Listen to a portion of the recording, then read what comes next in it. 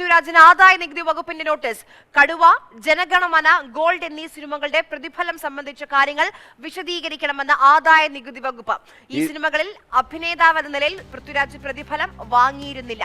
എന്നാൽ പാതി നിർമ്മാതാവ് എന്ന നിലയിൽ 40 കോടിയോളം രൂപ വാങ്ങിയെന്ന് കണ്ടെത്തൽ സ്വാഭാവിക നടപടി മാത്രമെന്നാണ് ആദായ വകുപ്പ് പറയുന്നത്. ഇവിടെ BJP എല്ലാ തരത്തിലും മനുഷ്യന്റെ മൗലികാവകാശങ്ങളെ റദ്ദ് ചെയ്തുകൊണ്ട്, ബുൾഡോസ് ചെയ്തുകൊണ്ട് ഏകാധിപത്യപരമായ രീതിയിലുള്ള സംവിധാനങ്ങളുമായി മുന്നോട്ട് പോവുകയാണ്. അതിനെതിരായിട്ടുള്ള ഒരു ചെറുത്തുനിൽപ്പാണ് കേരളത്തിൽ നിന്നെങ്കിലും ഉയർന്നു വരുന്നത്.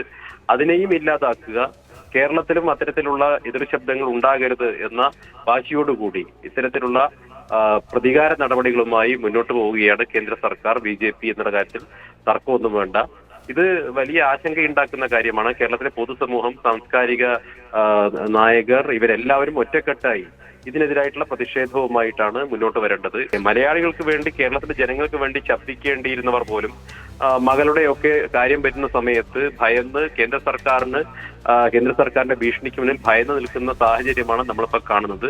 അപ്പോൾ തീർച്ചയായിട്ടും ഇത് വളരെ കേരളത്തിലെ പൊതുസമൂഹത്തിന്റെ, കേരളത്തിലെ ജനങ്ങൾക്ക് വളരെ ആശങ്കയുണ്ടാക്കുന്ന സാഹചര്യമാണ്.